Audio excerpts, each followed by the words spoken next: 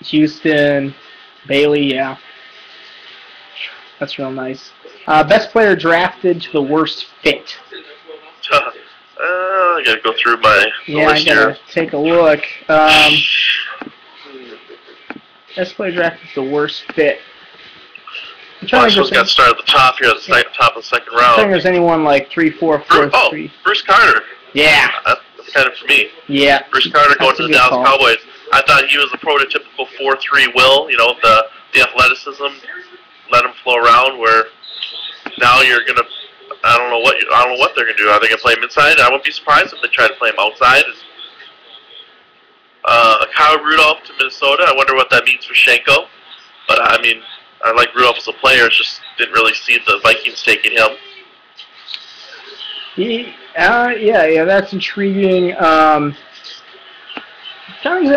think they've all been pretty good fits. I'll say Randall Cobb to Green Bay just because, I think immediate impact is a player that could make an immediate impact, but it's not going to happen due to the depth they have at wideout. And I know it was a need for the future. They're going to lose James Jones, but he's still going to be the number 4 guy there, I think, to start out.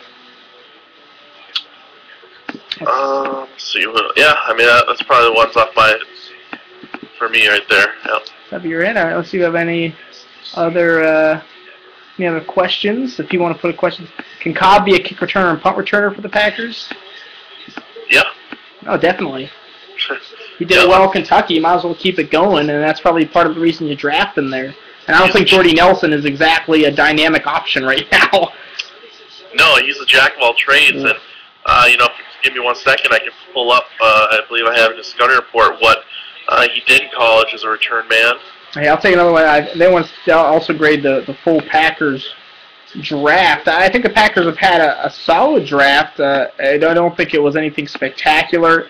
Derek Sherrod, I thought was a solid pick. I think it fits their system pretty well. Randall Cobb is a good player, but they got good value. I don't like the Alex Green pick. I don't know what he's bringing to the table for your team too much. So, I'll give him a solid B right now, and I'll like to see what they do in the later rounds. And here with Randall Cobb in college for his career, 44 kick returns. He averaged 24.6 yards, no touchdowns. And then on 63 career punt returns, averaged 9.8 yards, and he returned 2 of them for touchdowns. Yeah. But he also carried the ball for 1,300 yards and scored 22 touchdowns on the ground. He played quarterback. He started 4 games at quarterback in 2008. I mean, he is literally a jack of all trades. So you're a versatile player. If Falcons pick up Raiders, Charles Johnson as defensive end is a good offseason by trading for Julio Jones and getting Akeem Dent. Yeah, I mean, I think either of those guys could start opposite John Abraham, be very productive, and be the type of player that they need. It's the big need there. If they don't get one, then I'm not sure the trade for Julio Jones is really worth it. Well, in Charles Johnson, if they want to spend that money, I think he's definitely superior to Ray Edwards. He's a local kid. Obviously played at Georgia collegiately, and he's still a young guy. He came out as a junior, so I think Charles Johnson, coming off a double-digit sack year pretty quietly, if they can go out and get him, I'll like the Jones trade quite a bit more probably. A few Steelers questions from a member of my family. Was Gilbert a reach, and can he help them? I don't think it was a reach at the late seconds. I thought he may fall to the third, but I'm not sure if he's going to be an instant starter from day one because he is more just an offensive tackle, but backup Flozell for a year and then step in there year 2. I think that's very possible. No, I don't think he was a reach at all top of the second round. I thought he was going to go worst case third, and it's not shocking at all that he slipped into the second. Can Curtis Brown help the Steelers in the secondary, especially if Ike Taylor leaves? I think Curtis Brown's a solid number 2.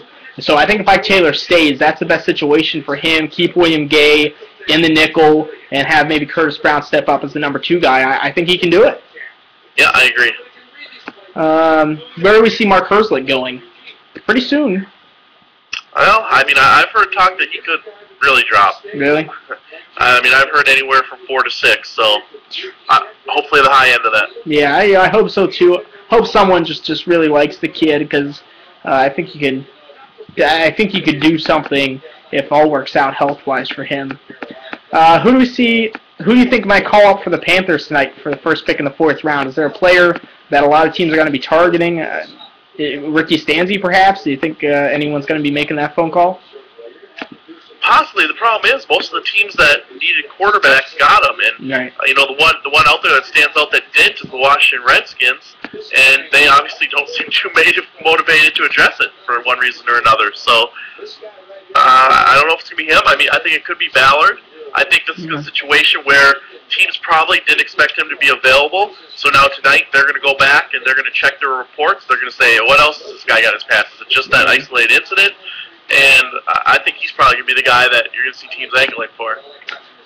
Yeah, the pass rush for Falcons need an upgrade. We're either of us high on Lawrence Sidbury or Croy Bierman coming out. I'll say I love Croy Bierman. I thought he was going to be one of the sleepers, and he's definitely shown himself coming out of Montana. How about Sidbury? Were you high on him, Scott? I wasn't big on Bierman, but I did like Sidbury, and obviously he was a developmental guy coming out of Richmond there, but really finished his college career strong. I believe his last game was when they won the national championship. He got invited to the Senior Bowl and had a really good week there. He was kind of that was the year before, I believe, Alex Carrington did it. So, yeah, I really liked him. Super long arms. I mean, a really long, rangy kid. We see the Bears going quarterback late in the draft to be the number 2, since they have Caleb Haney as the number 2. That didn't quite work out for them in the playoffs. Yeah, I can see it. I mean, at the very least, they need a 3, I think. So, bring in somebody to compete with Haney, unless they want to go the veteran route. Sure, I mean, you grab a Nate Enderle, a TJ Yates, I think it's worth bringing in to compete with one of those guys. I think even if you bring in a veteran, you could use a 6th or 7th round pick on a quarterback to push Haney and just compete. Darren Sproles is a free agent. Anywhere you think he'll end up? Someone's mentioned the Packers. I'm not sure after the Alex Green pick if they'll go after him. Yeah, last year Kansas City was really interested, but they went and got McCluster instead, so they're not going to be interested this time around. I'm sure. I mean, maybe if the Steelers don't take anyone, then that could be an interest of them too. Let's see. Who gets Andrew Luck next year? Whoever loses the most games and is not the team that took a quarterback in the first round this year. You tell me the worst quarterback situations, I'll tell you the favorites for Andrew Luck. Who's Cincinnati? What? Well, I tell you what, even if LSU's pick on Dalton, if they somehow got that number 1 pick, by all means. Would they pull the trade? That's going to be a question. If someone like Minnesota or Cincinnati are up there, you still take them. You still take them. Yep.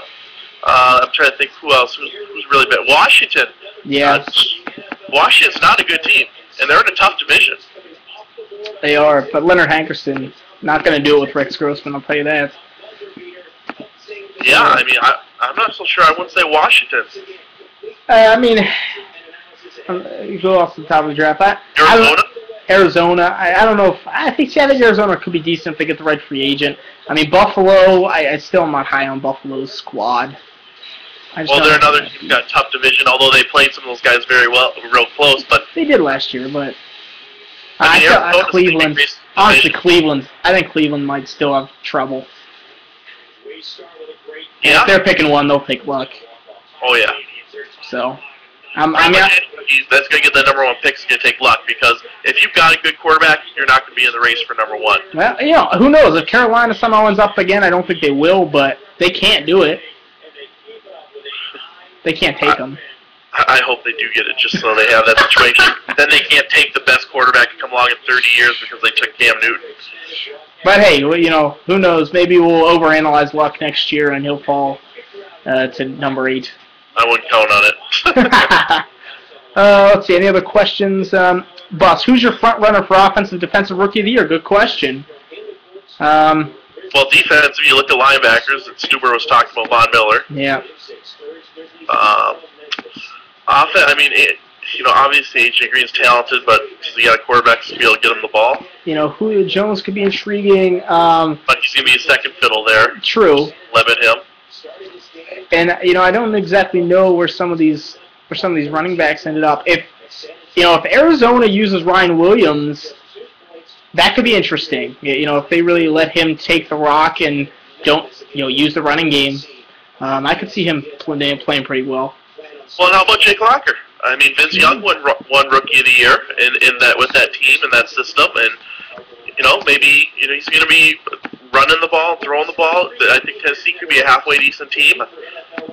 I'd throw Jake Locker in that mid. Jake Locker for sure. Yeah, I think one of these quarterbacks could do it. Hey, Ponder, if that all works out well, he gets into the playoffs or something. Stats don't need to be great for quarterbacks to win Offensive Rookie of the Year. No, it's more about how good is your team. Yeah. Although I don't think the Vikings are going to be very good, real good necessarily. No. Defense, you mentioned Von Miller. Maybe if Robert Quinn racks up some sacks there in St. Louis. Mason Foster. They started him on the strong side. He could. I don't know if that's exactly going to give him the best opportunities, but the odds favor a linebacker though. Pick a linebacker and. Yeah, the odds favor usually is a linebacker. I mean, trying to think, Kelvin Shepard's in Buffalo. I don't know.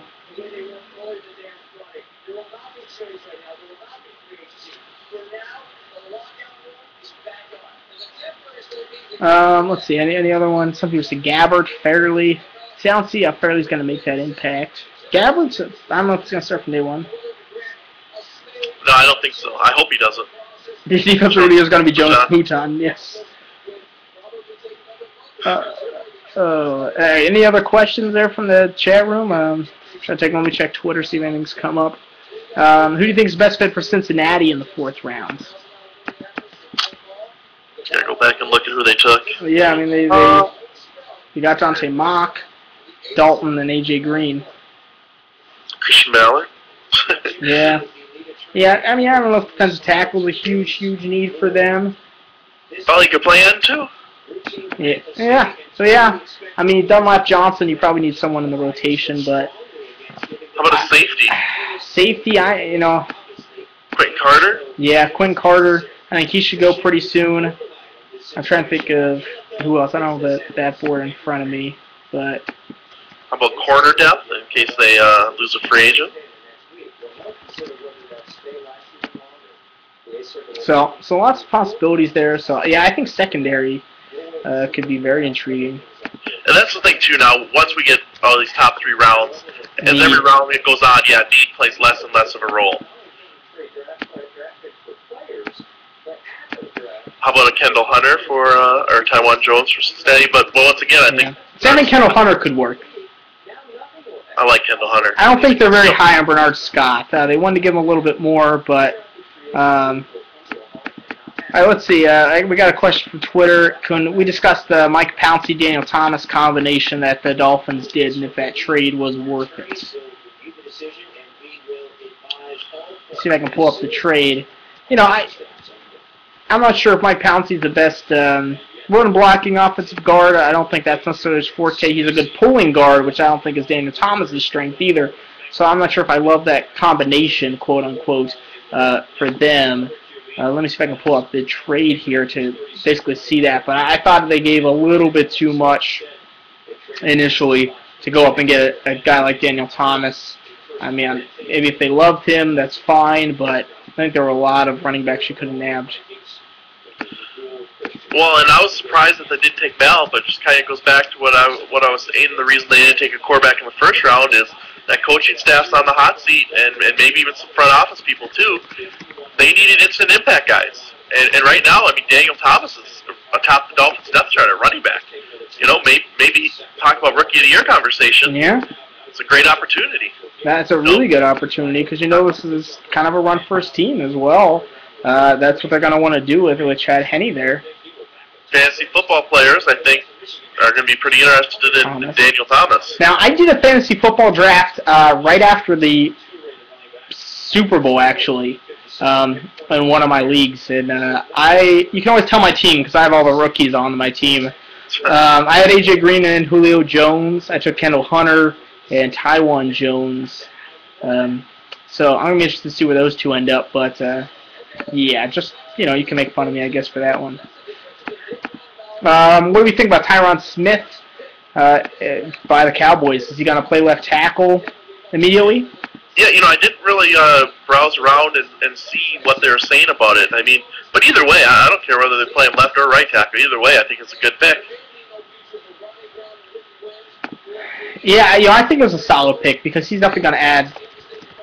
I think he's definitely going to add something to that offensive line. It was a weak offensive line, so if playing him a right tackle, I I think no matter what, he's going to be a solid right tackle.